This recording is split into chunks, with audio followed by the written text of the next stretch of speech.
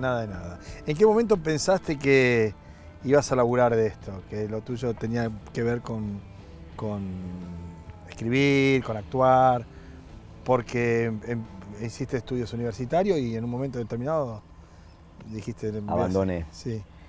No, la verdad es que nunca pensé dedicarme a esto muy seriamente. Yo terminé el secundario, yo había sido muy buen alumno y mis vocaciones parecían ir por el lado de las ciencias muy duras, la matemática, la física. Yo tenía, lo más probable era que me consiguieran en la escuela una beca para irme a estudiar física nuclear al Instituto Balseiro, esto es en Bariloche. Entonces, para mí era un cambio de vida muy grande. Uno cuando tiene 17 años y termina el secundario, me parece que lo único que quiere es descansar y tomar una perspectiva, ¿no? Sí. Yo había sido, insisto, muy buen alumno, entonces... Sí, es muy difícil que un había estudiado, sepa qué quiere hacer, ¿no? Es muy difícil, además yo había estudiado todo lo que me habían dado para estudiar y pensaba que todo era importante, era muy difícil tomar esa decisión. Entonces dije, no voy a hacer nada. Yo además vengo de una familia humilde, con lo cual tenía que trabajar. Mientras hacía el secundario yo estudié el profesorado de inglés, entonces ni bien terminé la escuela empecé a dar clases de inglés.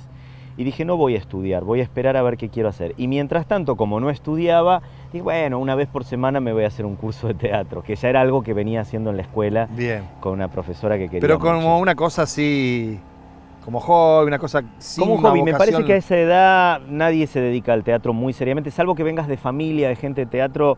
El teatro es una cosa que se puede hacer, que es divertido, pero sabés que hay mucha gente en el medio, que es muy difícil llegar y no lo pensás como algo, como una profesión, sino más bien como algo que te gusta hacer con tu tiempo. Como estudiar francés o ir a judo. Sí. Nadie que estudia judo me parece que decide que va a ser sensei. judoka, ¿no? Claro. Yo empecé de esa manera. Lo que pasa es que tuve mucha suerte porque en mi primer año de formación con Mauricio Cartún, que fue mi profesor de dramaturgia, escribí una obra y esta primera obra ganó el Premio Nacional. Yo tenía 19 años. Y ahí ya me sentí un poco más responsable y dije, me parece que me voy a tener que hacer cargo de esto que me pasó. Empezar a hacer esto en serio. Me llevó muchos años asumirlo, seguí formándome como actor, si bien mis obras empezaron a estrenarse cuando yo era muy joven, yo sabía que quería ser actor, ¿no? Lo de escribir era un ejercicio accesorio a mi formación como actor. Como yo era muy malo improvisando, cuando escribía organizaba mejor las escenas. Entonces se ve que era mejor organizando escenas que actuándolas.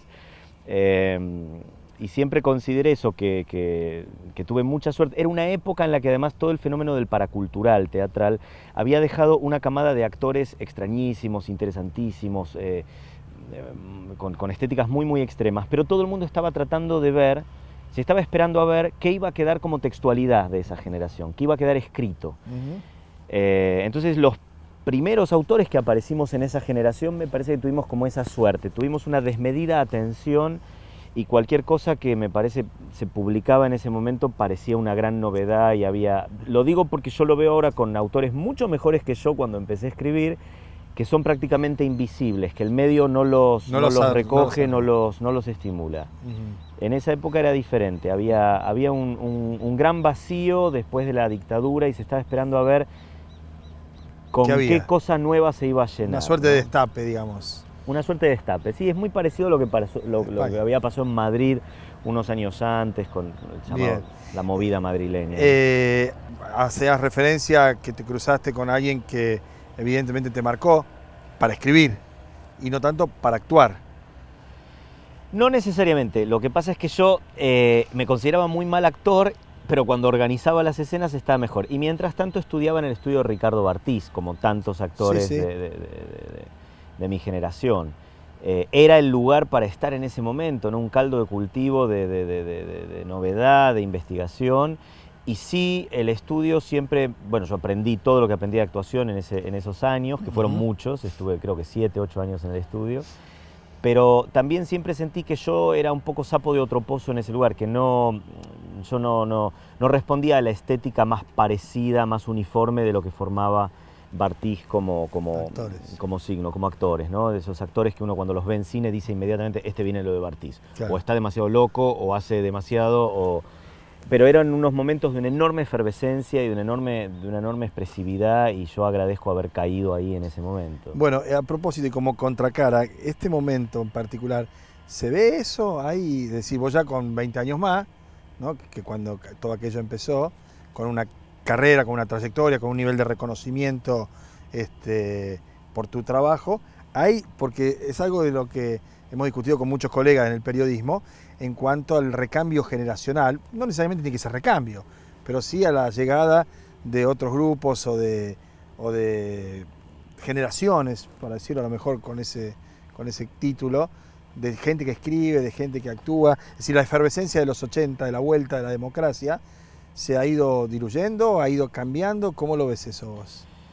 No, ha ido cambiando. Me parece que hay una cantidad de jóvenes cada vez mayor dedicándose al teatro y regenerando ese tejido epitelial de la actuación.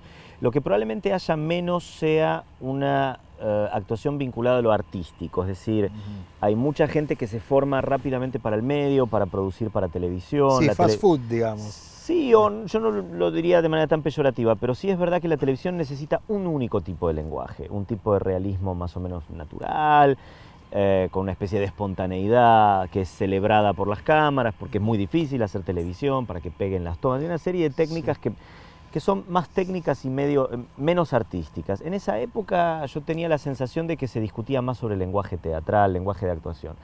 En el medio, digamos, en el periodismo, después de 30 años de estar laburando en esto, uno ha visto, incluso por los cambios que hay en los soportes tecnológicos, es decir, una cosa era laburar de periodista hace 30 años, claro, que no existía el Google, claro, y otra cosa es laburar ahora. ¿Y qué ha pasado? Donde Wikipedia te resuelve toda duda, ¿no? En todo caso, claro, o genera situaciones ficticias, es decir, se ha reemplazado con información al conocimiento. Y vos ves los chicos ahora, los muchachos, y esto ya parece un rezongo de viejo, que efectivamente, por un lado quieren empezar con el periodismo deportivo, rápido y furioso, ¿no?